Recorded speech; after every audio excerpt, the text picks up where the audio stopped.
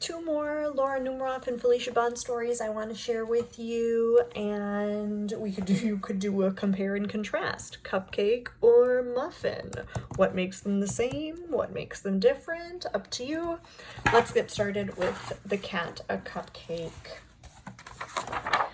If you give a cat a cupcake, he'll ask for some sprinkles to go with it. When you give him the sprinkles, he might spill some on the floor. Cleaning up will make him hot, so you'll give him a bathing suit and take him to the beach. He'll want to go in the water and build a sandcastle too. He'll look for seashells. He'll find a few other things as well. He'll put them in his pail and try to pick it up, but it'll be too heavy. He'll decide he needs to work out at the gym. First, he'll warm up on the treadmill. Then he'll lift a weight or two. He might even try a karate class. After the gym, he'll want to go to the park. When you get there, he'll see the rocks. He'll climb as high as he can go. At the top, he'll see the lake. He'll want you to take him rowing. He'll be the captain, and you'll have to row. He'll notice the merry-go-round and want to go for a ride. He'll want you to go for a ride too. You'll choose the horse with a purple mane, and he'll get on a whale. The whale will remind him of the science museum. He'll ask you to take him there. But first, he'll find the dinosaurs. Then he'll visit the Hall of Apes. When the museum closes, you'll be the last to leave. On the way home, you'll pass by the beach. You'll help him gather all of his things. Then he'll want to race you.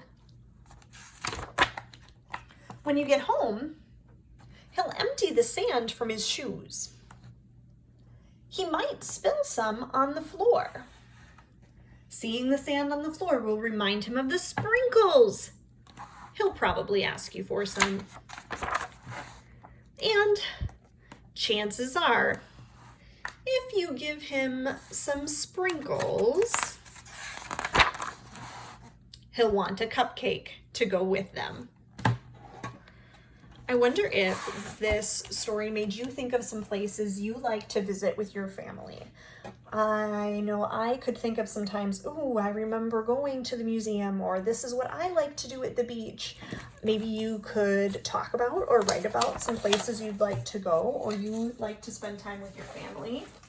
Maybe you could, do you remember this word? Persuade me to want to go to some of the places that you like to visit. Kat went to the beach and the gym and the lake and the merry-go-round and the science museum. What do you like to do with your family? One more.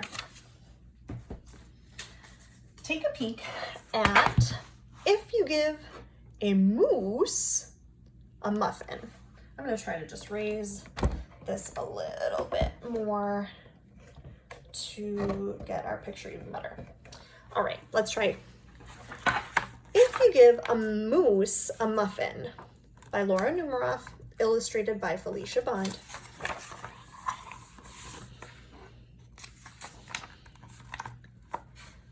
If you give a moose a muffin, he'll want some jam to go with it. So you'll bring out some of your mother's homemade blackberry jam. When he's finished eating the muffin, he'll want another, and another, and another. And when they're all gone, he'll ask you to make more.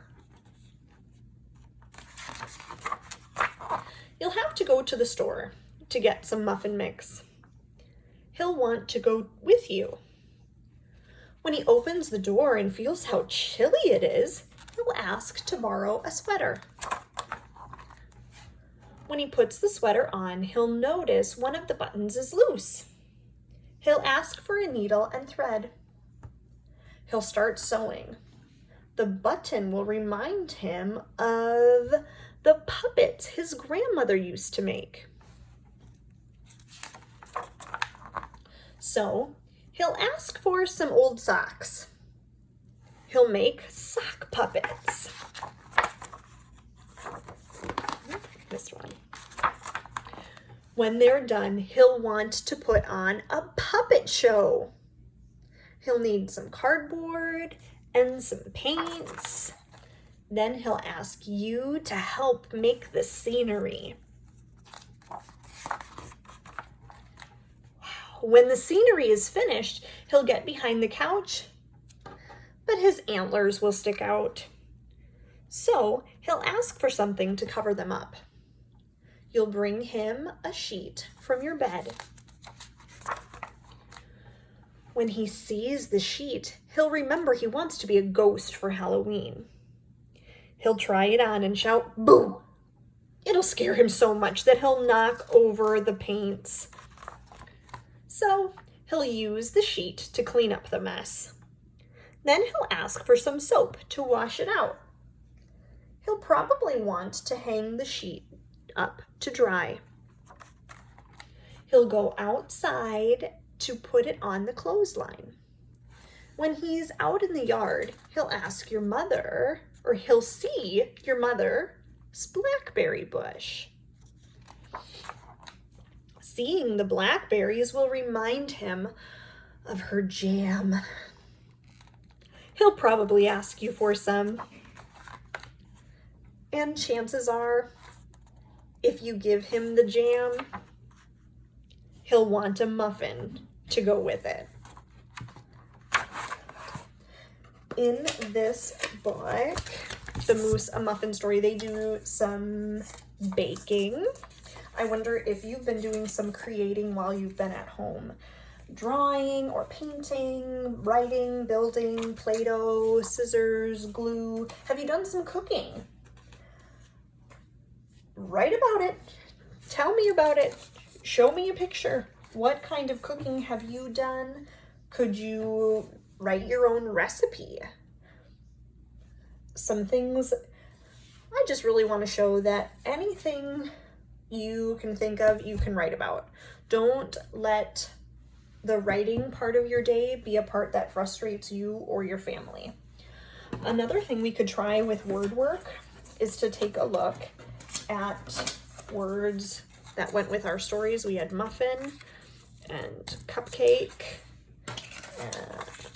cookie, and donut. One of the things I could do as part of word work is to put these words into alphabetical order. Remember, when I'm doing ABC order, I could sing the song. A, B, C, and I'm looking at the first letter only. Just gonna underline that first letter. Oh, my pencil broke. There we go. Underline the first letter. And when I'm singing the song, I'm only looking at that first letter. A, B, C. Uh-oh. Problem right away. Problem right away is that both of these words start with C. The first letter is C. So instead of looking at the first letter of these ones, I need to look at the second letter. In the alphabet, which letter comes first? O or U? Let's sing it. A, B, C, D, E, F, G, H, I, J, K, L, M, N, O. So cookie is going to come first. First is cookie.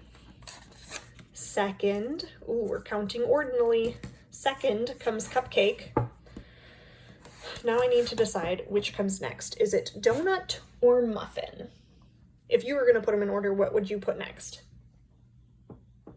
If you said donut, you're right on track. And finally, we've got muffin. Maybe you still have not found something you're excited to write about. Could you persuade, here's my word again, could you persuade me that one of these delicious treats is better than another? Persuade me that cookies are more delicious than donuts? You're gonna have a hard time with that one. Something else you could write about.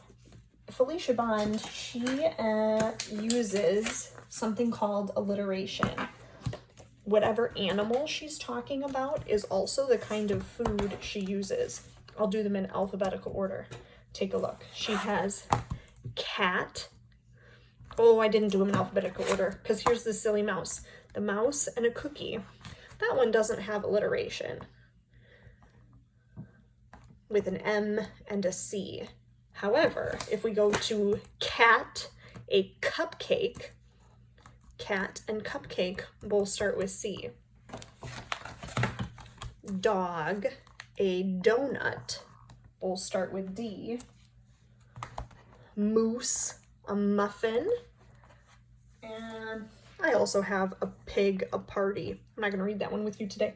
But I wonder if you could come up with a food and an animal for every letter of the alphabet. Or maybe you could do just the letters of your name and come up with a food or an animal. Really flexible, just practice writing, use whatever you can to do that. Last thing I want to talk about with you is cause and effect.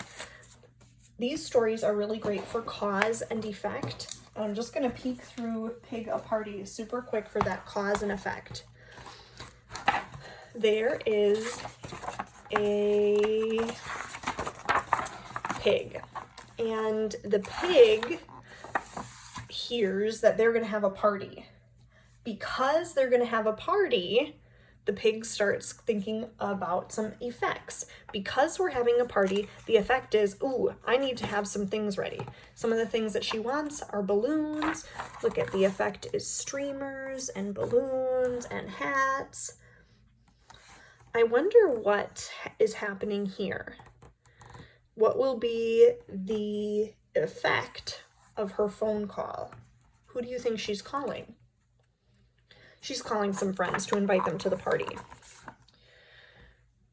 This story and all of these stories have a really great use of cause and effect.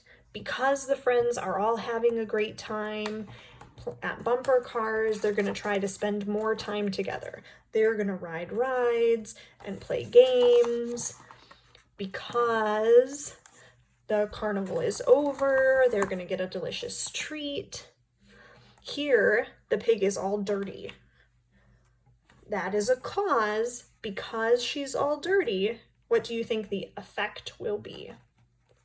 The effect will be she needs to go home and take a bath because she is filthy dirty. And she's not the only one. A few other things happen between her getting all messy with her friends and them taking a bath. But talking about and looking for cause and effect makes us really strong readers. I have an activity today to help you think about cause and effect.